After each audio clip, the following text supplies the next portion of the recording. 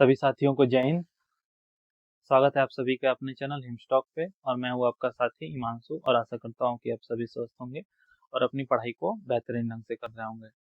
साथियों, यह video BSF SCM ASI 24 अगस्त आरडब्ल्यूएम mock test के बारे में है और इस वीडियो में हम इसके डिटेल एनालिसिस करेंगे और इसके एग्जाम पैटर्न की बात करेंगे, क्या क्या हमारे वीक पॉइंट्स रहे, क्या क्या कितना स्कोर करना चाहिए और मेरा क्या स्कोर रहा और हम अपने एग्जाम में कैसे अच्छा स्कोर कर सकते हैं। तो अब बात करते हैं इसके एग्जाम पैटर्न के बारे में। इसमें कुल 5 सेक्शन होते हैं: हिंदी, रीजनिंग, मैथ्स, कंप्यूटर और क्लरिकल एप्टीट्यूड। 5 सेक्शन में 20-20 क्वेश्चंस होते हैं। कुल 100 अंक का यह पेपर होता है और 100 क्वेश्चंस ही होते हैं और 100 मिनट टाइमिंग होती है और इसमें निगेटिव मार्किंग नहीं होती है, तो आप सभी पूरा अटेम्प्ट कर सकते हैं। अब बात करते हैं कि आज के मॉक टेस्ट का लेवल कैसा रहा और मॉक टेस्ट का सेक्शन वाइज एनालिसिस के बारे में। तो आज का जो लेवल था वो मेरे अकॉर्डिंग मॉडरेट लेवल था। अब बात करते हैं कि इसके सेक्शन वाइज एनालिसिस के बारे में। तो शुरू करते हैं हिंदी से। हिंदी काफ़ी इजी रही और इसके पैसेज भी काफ़ी डुएबल थे। अब बात करते हैं मैथ्स के बारे में।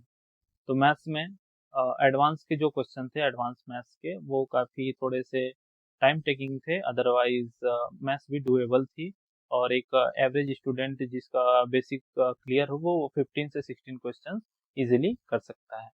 अब बात करते हैं रीजनिंग के बारे में। तो रीजनिंग इजी टू मॉडरेट कह सकते हैं। इसके 2 या 3 क्वेश्चन छोड़ के सारे क्वेश्चंस डुएबल थे। अब बात करते हैं कंप्यूटर के बारे में। तो आज का जो कंप्यूटर का लेवल था वो थोड़ा ठीक था कह सकते हैं, क्योंकि आज के कंप्यूटर में कुछ माइनर डिटेल्स वाले क्वेश्चन ज़्यादा थे, जैसे कि एमएस ऑफिस से और कुछ प्रोटोकॉल से।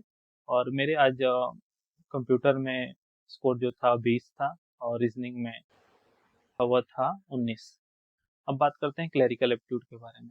तो क्लरिकल एप्टीट्यूड में कुछ इंग्लिश के पोर्शन होने के बावजूद कुछ साथी इसमें कम स्कोर कर पा रहे हैं, क्योंकि उनका इंग्लिश का बेसिक कॉन्सेप्ट क्लियर नहीं है, तो इसके वजह से उनका स्कोर कम होता जा रहा है।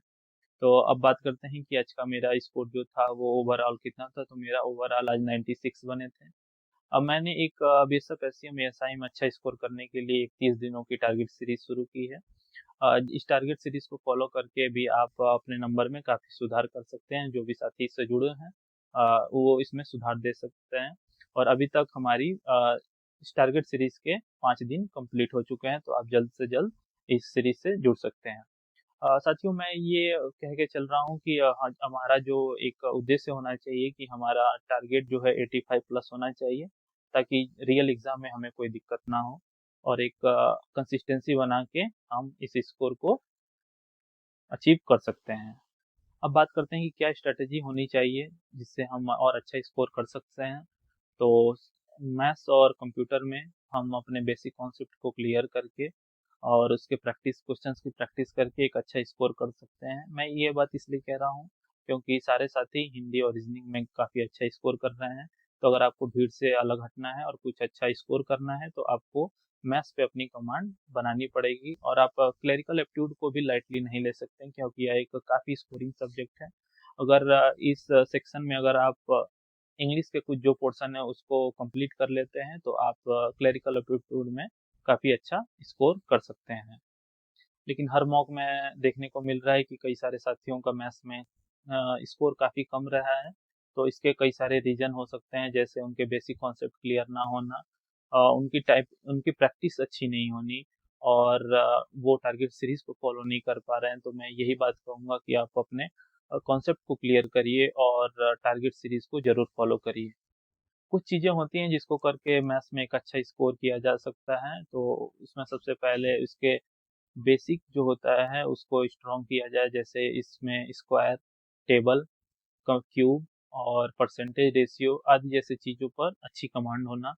और अब बात करते हैं कि चैप्टर वाइज हमारा प्रैक्टिस करना बहुत ज़रूरी है, तभी हमारा कॉन्फिडेंस बूस्ट होता है। उसके बाद मिक्स क्वेश्चंस की प्रैक्टिस करनी।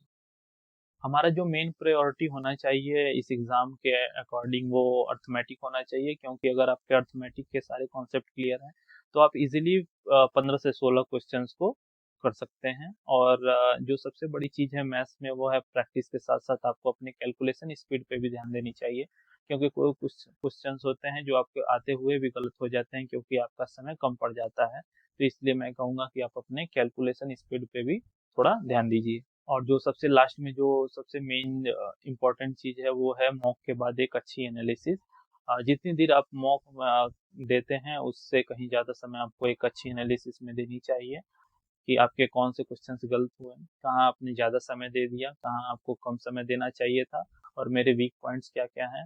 अगर मैं कहूँ तो आप अपने गलत हुए क्वेश्चंस को एक अलग से नोटबुक पे नोट कर लें और उन सभी क्वेश्चंस की प्रैक्टिस करें और मेक श्योर कि आपके नेक्स्ट मॉक में वो सब गलतियां ना दोहराई जाएं।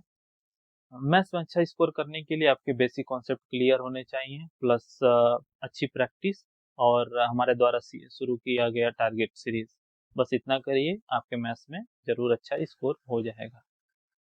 तो यह रहा एक डिटेल एनालिसिस वीडियो। अगर आपको वीडियो पसंद आई हो तो वीडियो को लाइक, शेयर और कमेंट जरूर करिएगा और चैनल को सब्सक्राइब जरूर करिएगा।